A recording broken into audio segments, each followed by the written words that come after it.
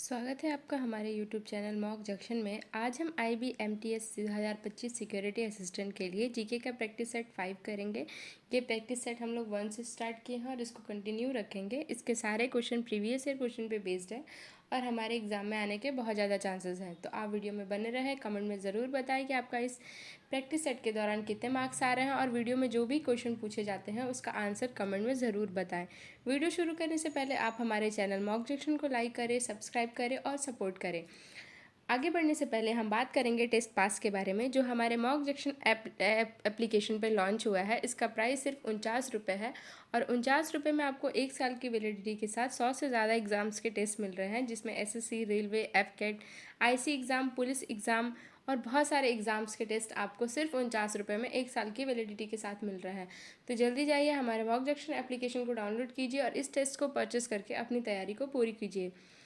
Video शुरू करने से पहले अगर आप इन सारे मॉक टेस्ट के PDF चाहते हैं तो हमारे Telegram channel mock junction app को ज़रूर डाउनलोड करें, जिसका लिंक डिस्क्रिप्शन में है, या फिर आप टेलीग्राम पे जाके @मॉक जंक्शन को टाइप करेंगे तो आपको हमारा चैनल मॉक जंक्शन मिल जाएगा। उस चैनल को ज्वाइन करें और इन सारे वीडियोज़ के PDF आपको वहाँ मिल जाएंगे।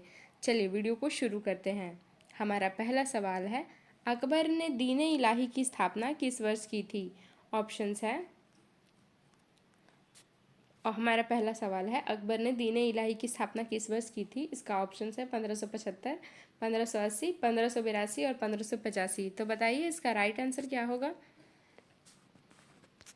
इसका राइट आंसर होगा 1582। इसका राइट आंसर होगा ऑप्शन सी 1582। अकबर ने 1582 में विभिन्न धर्मों के तत्वों को मिलाकर दीन इलाही नामक एक नया धर्म शुरू किया था। दीन इलाही क्या था? यह था विभिन्न धर्मों में से ली गई शिक्षाओं और परंपराओं का एक संयोजन था, जिसकी शुरुआत अकबर ने की थी, जिसका अर्थ था, दीन इलाही का अर्थ था ईश्वर का धर्म। यह विभिन्न धर्मों का सर्वोत्तम तत्वों को मिलाकर बनाया गया था, जिसमें इस्लाम, हिंदू धर्म, पारसी धर्म और ईसाई धर्म शामिल थे। यह एक नैतिक और क्या था? एकश्वरवादी पंथ था, जिसमें अकबर ने इनको एक पैगंबर माना जाता था और इसका उद्देश्य शांतिपूर्ण सह अस्तित्व और भाईचारे को बढ़ावा देना था। चलिए आगे बढ़ते हैं, नेक्स्ट क्वेश्चन को देखते हैं। हमारा नेक्स्ट क्वेश्चन है, पंचशील समझौता किन देशों के बीच हुआ था? ऑप्शंस है भारत और पाकिस्तान, भारत और चीन, भारत और नेपाल और भारत और बांग्लादेश। तो बताइए इसका सही उत्तर क्या होगा? इसका राइट आंसर होगा भारत और चीन। इसका राइट आंसर होगा ऑप्शन बी, भारत और चीन।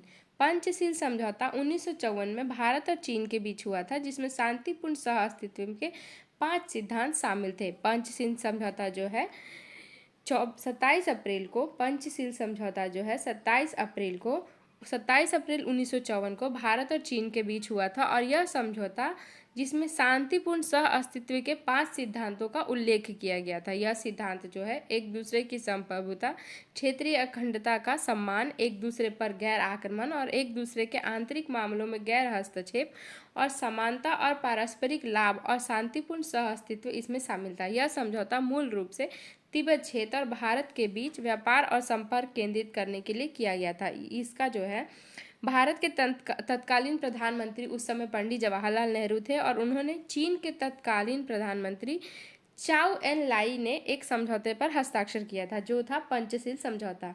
चलिए आगे बढ़ते हैं, नेक्स्ट क्वेश्चन को देखते हैं। हमारा नेक्स्ट क्वेश्चन है, पुलकित झील किस राज्य में स्थित है? ऑप्शंस है आंध्र प्रदेश, उड़ीसा, केरल या तमिलनाडु। तो बताइए इसका राइट आंसर क्या होगा? इसका राइट आंसर होगा आंध्र प्रदेश। इसका राइट आंसर होगा आंध्र प्रदेश, ऑप्शन ए। पुलकित झील आंध्र प्रदेश और तमिलनाडु की सीमा पर स्थित एक खारे पानी का झील है, जिसका अधिकांश भाग जो है आंध्र प्रदेश में है और यह भारत की दूसरे सबसे बड़ी खारे पानी की लैंगून है, जो कोरोमंडल तट पर स्थित है। आपके अगर आपने क्लास को कंटिन्यू किया होगा तो मैंने बताया था कि भारत की पहली सबसे खारे पानी की झील कौन सी है? आप कमेंट में बताइए। चलिए आगे बढ़ते हैं, नेक्स्ट क्वेश्चन को देखते हैं। हमारा नेक्स्ट क्वेश्चन है, सुभाष चंद्र बोस ने आज़ाद हिंद फौज का गठन कहाँ किया था?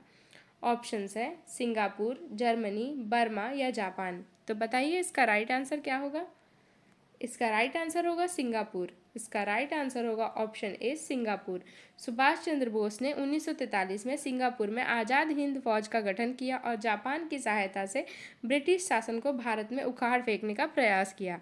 सुभाष चंद्र बोस ने आज़ाद हिंद फौज का गठन दक्षिण पूर्व एशिया में विशेषकर सिंगापुर में किया था और इसका गठन जापान के सहयोग और समर्थन से किया गया था, जिसका मुख्य उद्देश्य क्या था? इसका मुख्य उद्देश्य था कि भारत को ब्रिटिश शासन से मुक्त कराना और इसके लिए उन्होंने अंग्रेजों के विरुद्ध सहस्त्र संघर्ष छेड़ने का संकल्प लिया था। चलिए आगे बढ़ते हैं, नेक्स्ट क्वेश्चन को देखते हैं। हमारा नेक्स्ट क्वेश्चन है, मनी बिल केवल किस सदन में प्रस्तुत किया जाता है? मनी बिल यानी हो गया धन विधेयक। जो ऑप्शन है राज्यसभा, लोकसभा, दोनों सदनों में या राष्ट्रपति के पास, यानी मनी बिल जो धन विधेयक होता है वो किसके सामने प्रस्तुत किया जाता है? तो बताइए इसका राइट आंसर क्या होगा? इसका राइट आंसर होगा लोकसभा। इसका राइट आंसर होगा ऑप्शन बी लोकसभा। अनुच्छेद 110 के अनुसार मनी बिल यानी कि धन विधेयक केवल लोकसभा में प्रस्तुत किया जा सकता है और इसे राज्यसभा केवल सिफारिशों के साथ वापस भेज सकती है। धन विधेयक क्या होता है? धन विधेयक एक ऐसा विधेयक होता है, यानी मनी बिल एक ऐसा बिल होता है जो संविधान के अनुच्छेद 110 के तहत परिभाषित किया जाता है और कराधान यानी सार्वजनिक व्यय आदि जैसे वित्तीय मामलों से संबंधित होता है और यह विधेयक केवल लोकसभा में प्रस्तुत किया जाता है। चलिए आगे बढ़ते हैं, नेक्स्ट क्वेश्चन को देखते हैं। हमारा नेक्स्ट क्वेश्चन है, डीआरडीओ द्वारा विकसित सुपरसोनिक क्रूज मिसाइल का नाम क्या है? ऑप्शंस है शौर्य, ब्रह्मोस, पृथ्वी या अग्नि। तो बताइए इसका राइट आंसर क्या होगा? इसका राइट आंसर होगा ब्रह्मोस। इसका राइट आंसर होगा ऑप्शन बी ब्रह्मोस। ब्रह्मोस भारत और रूस द्वारा संयुक्त रूप से विकसित की गई एक सुपरसोनिक क्रूज मिसाइल है। आप पूछोगे डीआरडीओ का फुल फॉर्म क्या होता है? तो डीआरडीओ का फुल फॉर्म होता है defence research and development organisation, यानी रक्षा अनुसंधान एवं संगठन एवं विकास संगठन इसका फुल फॉर्म होता है। और डीआरडीओ द्वारा विकसित सुपरसोनिक क्रूज मिसाइल का नाम ब्रह्मोस है और यह भारत के रक्षा अनुसंधान और विकास संगठन और रूस के एनपीओ मशीनोस्ट्रोनिया के संयुक्त प्रयास से विकसित की गई और इसे जमीन, समुद्र और हवा में लॉन्च किया जा सकता है। ब्रह्मोस को जो है जमीन, समुद्र और हवा में लॉन्च किया जा सकता है और इसकी विशेषता यह है कि यह लंबी दूरी रेजिमेंट संचालित मिसाइल है जो विभिन्न युद्धों में भूमिकाओं के लिए डिज़ाइन की गई है। चलिए आगे बढ़ते हैं, नेक्स्ट क्वेश्चन को देखते हैं। हमारा नेक्स्ट क्वेश्चन है, गणेश चतुर्थी का आयोजन मुख्यतः किस राज्य में बड़े स्तर पर किया जाता है? अभी गणेश चतुर्थी था, तो इसका जो आयोजन है मुख्य तौर पे किस राज्य में बड़े स्तर पे किया जाता है? ऑप्शंस है उड़ीसा, गुजरात, महाराष्ट्र और कर्नाटक। तो बताइए इसका राइट आंसर क्या होगा? इसका राइट आंसर होगा महाराष्ट्र। इसका राइट आंसर होगा ऑप्शन सी महाराष्ट्र। गणेश चतुर्थी महाराष्ट्र में भव्यता से मनाई जाती है और यह गणपति बप्पा की पूजा का प्रमुख त्यौहार है। गणेश चतुर्थी जो है महाराष्ट्र में बहुत धूमधाम से मनाया जाता है और इसमें गणेश भगवान की पूजा की जाती है, गणेश भगवान की मूर्ति स्थापित की जाती है, उनका पूजा किया जाता है, उसके बाद मूर्ति को विसर्जन किया जाता है, जिस पूरे त्यौहार को हम लोग गणेश चतुर्थी के नाम से जानते हैं। और ये मुख्य तौर पर महाराष्ट्र में बड़े स्तर पर सेलिब्रेट किया जाता है या मनाया जाता है। चलिए आगे बढ़ते हैं, नेक्स्ट क्वेश्चन को देखते हैं। डीएनए का पूरा नाम क्या है? ऑप्शंस है इसके deoxyribonucleic acid, deoxy nucleic acid, deoxy bose nitrogen acid और ड्यूअल न्यूक्लिक एसिड। तो बताइए इसका राइट आंसर क्या होगा? इसका राइट आंसर होगा ऑप्शन ए। इसका राइट आंसर होगा डाईऑक्सी बोन्यूलिक एसिड। इसका राइट आंसर होगा deoxyribonucleic acid. Options A. DNA का पूरा नाम जो है डाईऑक्सी बोन्यूलिक एसिड है, जो आनुवांशिक जानकारी वहन करता है। यह एक अणु है जो किसी भी जीवित के जीव विकास, कार्य प्रणाली, वृद्धि और प्रजनन के आनुवांशिक जानकारी का निर्देश रखता है। जैसे यह माता पिता से बच्चों के आनुवांशिक गुणों के स्थानांतरण का जिम्मेदार भी है। बोलते हैं ना कि डीएनए सेम है, मतलब माता पिता का गुण जो है, जीन जो है, उनसे सेम हो रहा है। चलिए आगे बढ़ते हैं, नेक्स्ट क्वेश्चन को देखते हैं। सत्य शोधक समाज की स्थापना किसने की थी? ऑप्शंस है ज्योतिराव फुले, ईश्वर चंद्र विद्यासागर, राजा राम मोहन राय और महादेव गोविंद रानडे। तो बताइए इसका राइट आंसर क्या होगा? इसका राइट आंसर होगा ज्योतिराव फुले। इसका राइट आंसर होगा, ज्योतिराव लिखा हुआ है, गलत है, इनका नाम था ज्योतिबा फुले। इनका नाम क्या था? ज्योतिबा फूले, मिसप्रिंट हो गया है, इनका नाम था ज्योतिबा फूले, ज्योतिराव फूले लिखा है ज्योतिबा फूले। सत्यशोधक समाज की स्थापना जो है ज्योतिबा फूले ने 1873 में सत्यशोधक समाज की स्थापना समाज सुधार और जाति प्रथा को समाप्त करने के उद्देश्य से की थी। इनका जो मुख्य उद्देश्य था वो था दलितों, शूद्रों और महिलाओं जैसे उत्पीड़ित वर्गों के उत्थान के लिए काम करना, शिक्षा को बढ़ावा देना और सामाजिक समानता को लाना। चलिए आगे बढ़ते हैं, नेक्स्ट क्वेश्चन को देखते हैं। हमारा नेक्स्ट क्वेश्चन है, कृष्णा नदी का उद्गम स्थल कौन सा है? ऑप्शंस है अमरकंटक पठार, महाबलेश्वर महाराष्ट्र, त्र्यंबकेश्वर महाराष्ट्र और नागालिंगम पहाड़ियाँ। तो बताइए इसका राइट आंसर क्या होगा? इसका राइट आंसर होगा महाबलेश्वर महाराष्ट्र। इसका राइट आंसर होगा ऑप्शन बी महाबलेश्वर, जो कि महाराष्ट्र में है। कृष्णा नदी का उद्गम स्थल महाराष्ट्र राज्य में स्थित है और महाबलेश्वर के पास पश्चिमी घाटी में है। यह जोर गांव के पास से निकलती है और पश्चिमी घाट पर्वतमाला की ऊंचाई लगभग 1337 मीटर है। और इसकी ऊंचाई कितनी है? लगभग 1337 मीटर। ये जो है महाबलेश्वर में महादेव मंदिर के पास से होता है और यह बंगाल की खाड़ी में मिलती है। चलिए आगे बढ़ते हैं, नेक्स्ट क्वेश्चन को देखते हैं। हमारा नेक्स्ट क्वेश्चन है, अनुच्छेद 124 के किस विषय से संबंधित है? ऑप्शंस है उच्चतम न्यायालय की स्थापना, संसद की संक्रिया, चुनाव आयोग या आपातकाल। तो बताइए इसका राइट आंसर क्या होगा? इसका राइट आंसर होगा उच्चतम न्यायालय की स्थापना। इसका राइट आंसर होगा ऑप्शन ए उच्चतम न्यायालय यानी सुप्रीम कोर्ट की स्थापना। अनुच्छेद 124 भारत के उच्चतम न्यायालय की स्थापना, संरचना और न्यायाधीशों की नियुक्ति से संबंधित है। भारत के सर्वोच्च न्यायालय की स्थापना और गठन से संबंधित है और यह अनुच्छेद जो है सर्वोच्च न्यायालय के न्यायाधीशों की नियुक्ति, उनकी योग्यताओं और उन्हें हटाने की प्रक्रिया के बारे में प्रावधान करता है। कौन अनुच्छेद? अनुच्छेद 124। चलिए आगे बढ़ते हैं, नेक्स्ट क्वेश्चन को देखते हैं। हमारा नेक्स्ट क्वेश्चन है, भारतीय संविधान की प्रस्तावना में कौन से शब्द 42वें संशोधन द्वारा जोड़े गए थे? ऑप्शंस है धर्मनिरपेक्ष और समाजवादी, लोकतंत्र और संप्रभुता, न्याय और समानता, स्वतंत्रता और बंधुत्व। तो बताइए इसका राइट आंसर क्या होगा? इसका राइट आंसर होगा ऑप्शन ए धर्मनिरपेक्ष और समाजवादी। 1976 में 42वें संशोधन द्वारा धर्मनिरपेक्ष और समाजवादी शब्द प्रस्तावना में जोड़े गए थे। इसमें था यह संशोधन इंदिरा गांधी सरकार द्वारा आपातकाल के दौरान किया गया था और इसके कारण प्रस्तावना में यह महत्वपूर्ण बदलाव आया था। धर्मनिरपेक्ष का क्या अर्थ था कि यह राज्य इसका अर्थ था कि यह राज्य का कोई आधिकारिक धर्म नहीं है और सभी धर्मों को प्रति राज्य सामान्य और निष्पक्ष मतलब सभी धर्मों को समान अधिकार मिलेगा और निष्पक्ष ढंग से किसी भी धर्म या जाति के साथ भेदभाव नहीं होगा। और समाजवादी का क्या था कि यह शब्द भारतीय राज्य के आर्थिक और सामाजिक उद्देश्यों को दर्शाता था।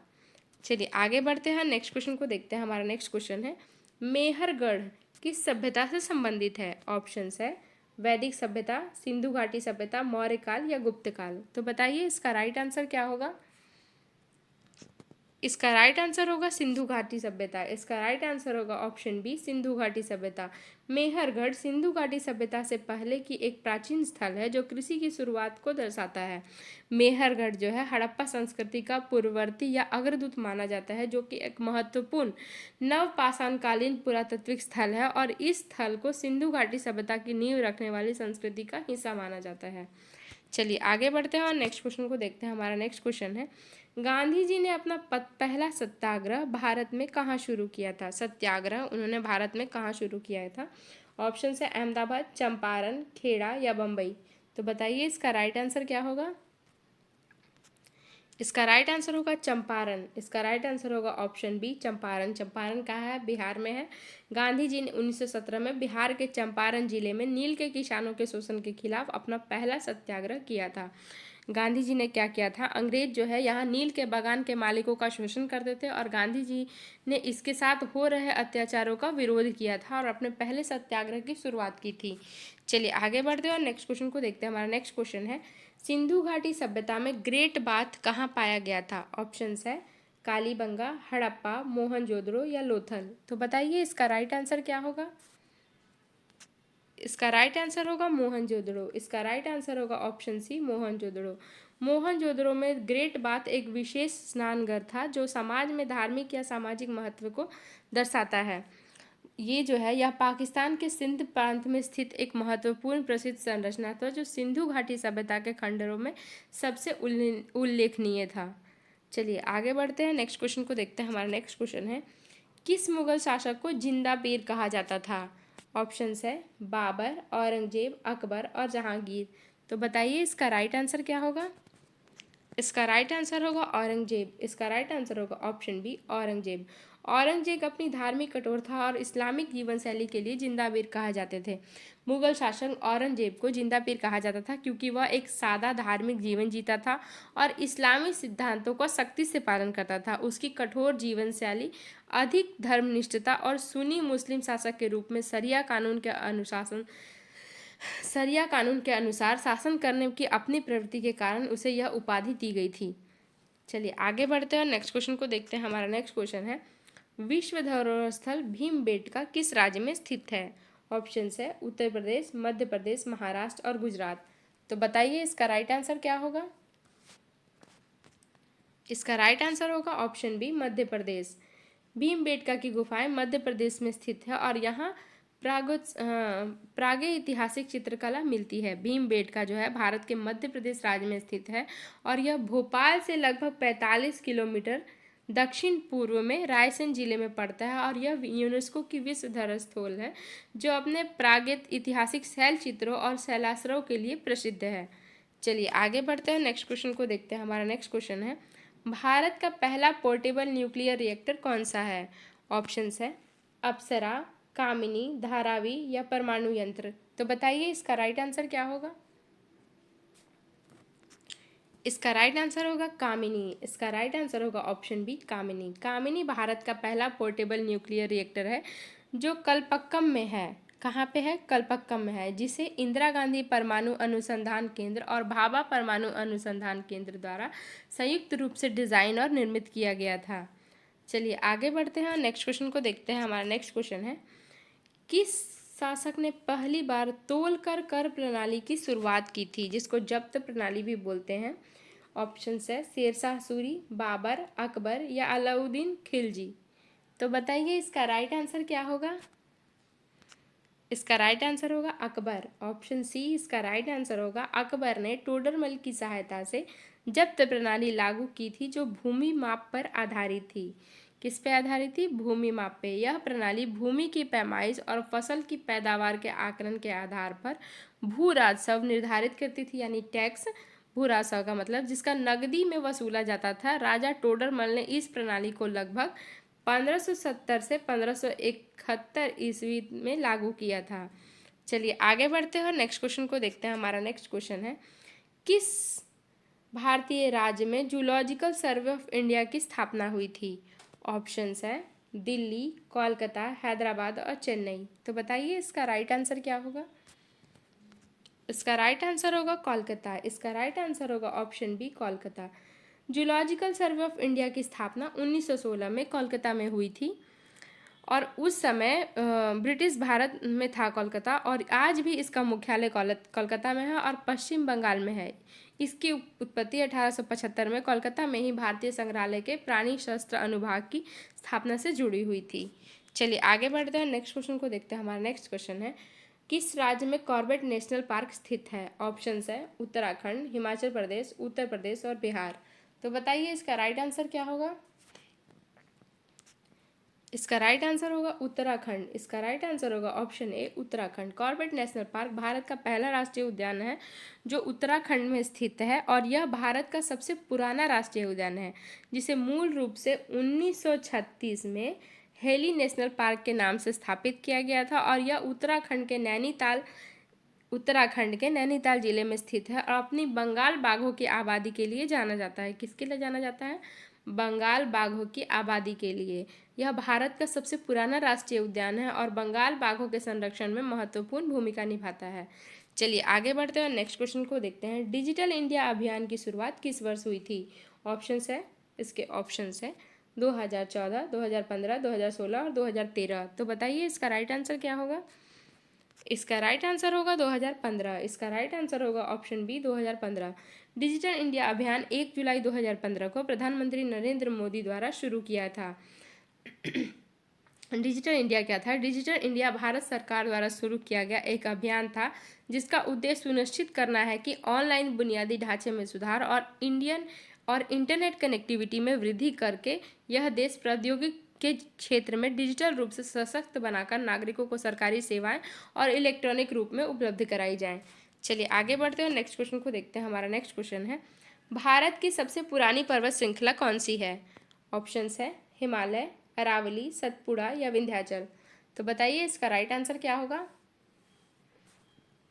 इसका राइट आंसर होगा अरावली। इसका राइट आंसर होगा ऑप्शन बी, अरावली। अरावली पर्वत श्रृंखला भारत की सबसे प्राचीन पर्वतमालाओं में से एक है।